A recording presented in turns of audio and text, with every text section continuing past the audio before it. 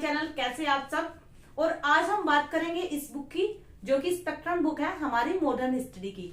बहुत सारे बच्चों के व्हाट्सएप पे मेरे पास ये डाउट्स आए हैं कि मैम स्पेक्ट्रम की इतनी मोटी बुक, बहुत सारे जो टॉपर्स होते हैं वो बोलते हैं कि हमने इसको 30 डेज में, 20 डेज में, 15 डेज में, 40 डेज में कंप्लीट किया। तो क्या ये पॉसिबल है? मतलब कैसे इसको 30 या 40 डेज में, मतलब इतनी मोटी बुक है ये 800-900 पेजेस की, आप इसको कैसे 30-40 दिन में कवर करते हैं? सेकंड थिंग, फिर आपको इसके नोट्स भी बनाने हैं, फिर आपको इसको कवर भी करना है, मल्टीपल रिवीजन भी करना है, एंड साथ ही साथ बहुत सारे सब्जेक्ट और भी है जिनको कवर करना है। तो आज हम इसकी बात करेंगे कि इसको आपको कैसे तैयार करना है, कैसे अपने टाइम को डिवाइड करना है, और साथ ही साथ फिर डेली आपको इस टाइप की वीडियोस मिलेंगी। जैसे आपकी एम लक्ष्मीकांत की बुक हो गई, आपकी इकोनॉमी हो गई, मतलब जो भी मेजर सब्जेक्ट है, माइनर सब्जेक्ट नहीं। फॉर एग्जांपल इंटरनल सिक्योरिटी जैसे सब्जेक्ट को हम नहीं लेंगे, बट जो मेजर सब्जेक्ट है, प्रीलिम्स एंड मेंस, जो दोनों के पॉइंट ऑफ व्यू से मोस्ट इंपोर्टेंट है, उन टॉपिकों के ऊपर, उन सब्जेक्ट के ऊपर हम बात करेंगे। तो आज बहुत ज्यादा कई बच्चों के डाउट्स थे, तो मैंने उनको व्हाट्सएप पे यही बोला है कि इसके बारे में हम वीडियो में बात करेंगे, क्योंकि यहाँ पे मैं आप लोगों को अच्छे से समझा सकती हूँ कि आप इसको कितने दिन में कवर कर सकते हैं और कैसे कर सकते हैं। तो चलिए वीडियो को स्टार्ट करते हैं। आपको इस बुक को 3 हिस्सों में डिवाइड कर लेना है। फर्स्ट जो हिस्सा होगा वो 1857 की क्रांति तक होगा। सेकंड जो स्लॉट होगा वो आपका भारत का जो राज्यों का जो पुनर्गठन होता है, यानी जहां पे हमारा देश आजाद हुआ 1947, वहां तक होगा। और जो थर्ड इसका स्लॉट होगा वो आप लेंगे आजादी के बाद का भारत। वो वैसे अलग से भी एक बुक आती है, अगर आपके पास काफी टाइम है तो आप अलग से उस बुक को पढ़ सकते हैं, वरना इस बुक में भी वो पार्ट आपका कवर करा दिया जाता हुआ है। वैसे आई थिंक कि हर बुक में, मेरे को नहीं पता होता है नहीं होता है, बट जो ये वाली बुक मेरे पास है इसमें वो कवर्ड है। हालांकि मैंने अलग से भी बुक को लिया हुआ है, उसके भी कुछ चैप्टर्स मैंने किए हैं, बट इस बुक को करने के बाद मेरे को नहीं लगता कि आपको किसी और बुक की मॉडर्न हिस्ट्री में जरूरत पड़ने वाली है। वैसे पढ़ने वाले प्लासी का विभाजन भी पढ़ते हैं और भी बहुत सारी बुक पढ़ते हैं, बट हर किसी का अपना एक अलग नजरिया होता है।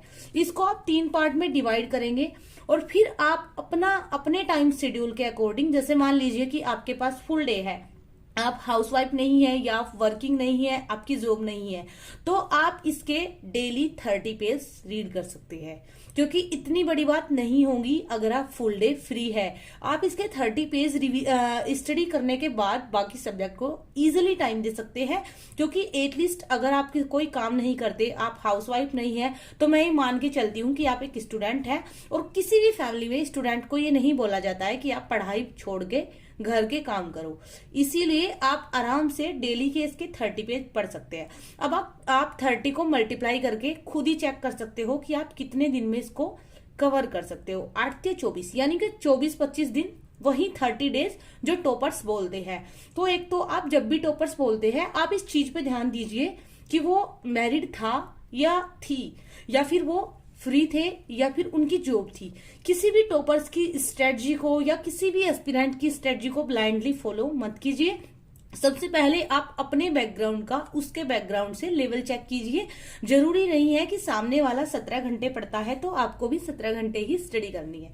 फर्स्ट थिंग ये हो गई। उसके बाद आप इसकी जब फर्स्ट रीडिंग कर लेंगे, देखो टाइम पीरियड मैंने इसलिए बताया है क्योंकि अगर आपके पास दिन में 12-13 घंटे पढ़ने के हैं तो आप 30 पेज इजीली पढ़ जाते हो, क्योंकि पेजेस काफी छोटे छोटे हैं। आप लोग खुद देख सकते हो कि इस बुक के इस पेज के अकॉर्डिंग इसका पेज बहुत छोटा है, यानी कि 30 पेज का मतलब आई थिंक होता है 15 पेज। ओनली 15 पेज ही आप पढ़ेंगे, आपको ऐसा लगेगा। और जैसे जैसे आप जैसे कोई नोवेल पढ़ते हैं, मैंने तो बहुत सारे पढ़े हैं अपने ग्रेजुएशन के टाइम पे, आई डोंट नो कि आप लोग पढ़ते हैं या नहीं, बट जैसे कोई नोवेल पढ़ते हैं और उसमें इंटरेस्ट आता जाता है, ऐसे ही सेम आपको इसमें भी इंटरेस्ट आता जाएगा। और कब 30 से आप 35 पेज पे पहुंच जाओगे आपको खुद भी पता नहीं चलेगा। इसके बाद आपको क्या करना है, इस बुक को कंप्लीट करने के बाद फर्स्ट रीडिंग, फिर आपको इसकी सेकंड रीडिंग तुरंत नहीं करनी है।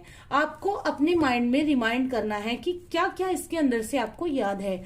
मैं ये बोलूंगी कि 60-70% आपके मेमोराइज होगा, बाकी का नहीं होगा, क्योंकि आई थिंक हम रोबोट नहीं है, ह्यूमन है तो सारा आपके याद नहीं हो सकता। उसके बाद आपको क्या करना है, एक रजिस्टर लेना है और उसमें आपको शॉर्ट नोट्स तैयार करने हैं। मैं आपको दिखा देती हूँ, आइडिया बता देती हूँ। जैसे इसमें है बंगाल के गवर्नर, तो इसमें बहुत सारे गवर्नर है, तो आपको इम्पोर्टेंट गवर्नर की एक लिस्ट बना लेनी है। और वो इम्पोर्टेंट आपको कैसे पता चलेगा, कुछ ऐसी ऐतिहासिक घटनाएं हमारे देश में हुई थी। जैसे हमारे देश में फर्स्ट टाइम पुलिस सेवा का संस्थापक कौन था, लॉर्ड कॉर्नवालिस। तो ऐसे ही आपके जितने भी, जैसे वॉरेन हेस्टिंग, लॉर्ड वेलेस्ली सहायक संधि के लिए फेमस थे, तो ऐसे आपको जो भी मोस्ट इंपोर्टेंट बंगाल के गवर्नर रहे थे उनकी आपको एक लिस्ट बना लेनी है। इसका फायदा कहाँ होगा, आपका प्रीलिम्स के टाइम में कुछ भी ऐसा क्वेश्चन आ जाता है कि सहायक संधि किस गवर्नर के द्वारा दी गई, प्रतिपादित की गई या दी गई, और उसमें ऑप्शन में आपको लॉर्ड वेलेस्ली दे देंगे, वॉरेन हेस्टिंग दे देंगे, लॉर्ड कॉर्नवालिस दे देंगे, जॉन सोर दे देंगे, और उसमें आप कंफ्यूज हो जाओगे अगर आपने उसको अच्छे से तैयार नहीं किया है। सेम ऐसे ही फिर आपको एवरी बंगाल के गवर्नर के बारे में थोड़ा थोड़ा जो मोस्ट इंपोर्टेंट पार्ट है उसको आप लिख लीजिए। यानी फर्स्ट आपने लिस्ट बना ली, उसके बाद में उनके बारे में 2-2, 4-4 पॉइंट जो मोस्ट इंपोर्टेंट है उन्हें आप लिख लेंगे। ये चीज मैं इसलिए बता रही हूँ क्योंकि जब एग्जाम टाइम आता है उस टाइम पे आप इस बुक का मल्टीपल रिवीजन बिल्कुल भी नहीं कर सकते। भले ही आप कॉलेज स्टूडेंट है, भले ही आप हाउसवाइफ है तो भूल ही जाइए कि आप इसको एग्जाम टाइम पे रिवीजन कर पाएंगे। अभी जब स्टार्टिंग करेंगे तो लगेगा हम नोट्स कैसे बनाए, टाइम नहीं है, ये नहीं है, बट यकीन मानिए एग्जाम टाइम पे आप फ्रस्ट्रेट हो जाओगे क्योंकि इसका आप मल्टीपल रिवीजन नहीं कर पाओगे। ये चीजें मैंने खुद के साथ फील की है, इसलिए मैं आप लोगों को बता रही हूँ। उसके बाद बात आ जाती है 1857 का विद्रोह। अगर आप इस बुक में देखोगे तो विद्रोह कम से कम 11-12 पेजेस पे दिया हुआ है। यानी उसके कारण भी दिए हुए हैं, उसका स्वरूप दिया हुआ है, उसका वास्तविक कारक, उसकी कमियां, उसका परिणाम। अब आप मेरे को बताइए, अगर आपको मेंस में क्वेश्चन लिखना है तो 150 या 250, तो जब हमें लिखना ही 150 या 250 शब्दों में है तो फिर आपको 15 पेजेस लर्न नहीं करने हैं। आप सपोज कीजिए कि एग्जाम में आपके सामने क्वेश्चन है, उसमें आपसे कमियां पूछी गई है, परिणाम पूछे गए हैं, कारण पूछे गए हैं, तो आप कितना लिख सकते हैं। आई थिंक कि आप समझ गए होंगे कि हर एस्पेक्ट के 3 या 4 पॉइंट। सेम ऐसे ही आपको एक पेज पे नोट्स बना लेना है जिसमें भूमिका यानी 1857 का विद्रोह कैसे हुआ था, उसका स्वरूप क्या था, उसके तात्कालिक कारण क्या थे और उसका वास्तविक कारण क्या था, उसकी कमियां क्या रही थी और उसके परिणाम क्या रहे थे। उसके बाद आप आ जाते हैं 1857 की क्रांति के प्रमुख केंद्र। अब यहाँ पे अगर प्रमुख केंद्र की बात करें तो बहुत सारे थे। पूरी ऑल इंडिया के चारों तरफ कोने में ये क्रांति फैली हुई थी, बट इसमें कुछ इंपोर्टेंट केंद्र थी। जैसे लखनऊ में बेगम हजरत महल, कानपुर में नाना साहब, बरेली में खान बहादुर खां। ये कुछ ऐसी शख्सियत थी जो मोस्ट इंपोर्टेंट हमारे इतिहास में रही है, इनको आप डिनोट करेंगे। उसके बाद ऐसे ही चलते चलते हर चरण, उग्रवादी चरण, बंगाल विभाजन, 1909 का अधिनियम, होम रूल आंदोलन, असहयोग आंदोलन, चोरा चोरी कांड, इन सब पे आप आधे पेज का या एक पेज का एक शॉर्ट नोट्स तैयार कर लेंगे। यहाँ पे मैं आपको बताऊं, मेरे नोट्स शायद 32 पेजेस में खत्म हो चुके हैं। ये देखिए, भारतीय स्वतंत्रता अधिनियम 1947 पे खत्म हो चुके हैं। तो ऐसे ही आपको इस स्पेक्ट्रम को फिल्टर करके 32 to 35 पेजेस में खत्म करना है। अब इसका बाकी का अब क्या काम बचा। अब ये जो नोट्स आपके हो गई, ये प्रीलिम्स प्लस मेंस हो जाते हैं, क्योंकि इसके अलावा जो एग्जाम में आता है वो होती है आपकी करंट अफेयर। क्योंकि इसके अलावा आप पिछले साल के 10 साल के पेपर देख सकते हैं, आपको खुद आइडिया लग जाएगा। अब इसको करना क्या है, कुछ बच्चे बोलते हैं अब जब नोट्स बन गए तो इसको क्यों पढ़ना है, इसका मल्टीपल रिवीजन क्यों करना है। उसका एक रीजन है, ये जो बुक है ये आपकी बेसिक अंडरस्टैंडिंग स्ट्रोंग करती है। जैसे आप जब न्यूज़पेपर पढ़ते हैं तो आप चीजों को एनालाइज करना सीखते हैं कि हमारे देश में किस कोने में क्या कैसे हो रहा है। आपका अगर मान लो कि केरल में हमारी शिक्षा व्यवस्था अच्छी है तो वो क्यों हो रही है, वहां के जो मंत्री है वो कैसे काम करते हैं। बट अगर आप सीधा सुबह हेडलाइंस पढ़ते हो, टॉप 10, टॉप 100, तो आप एक एनालिटिकल नहीं कर पाते हो।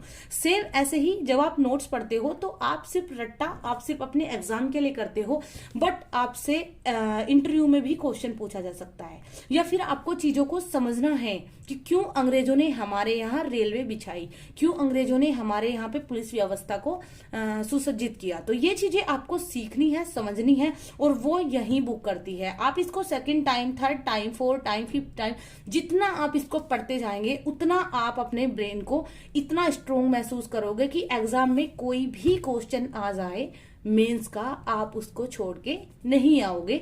यही मेन रीजन होता है इसके मल्टीपल रिवीजन का।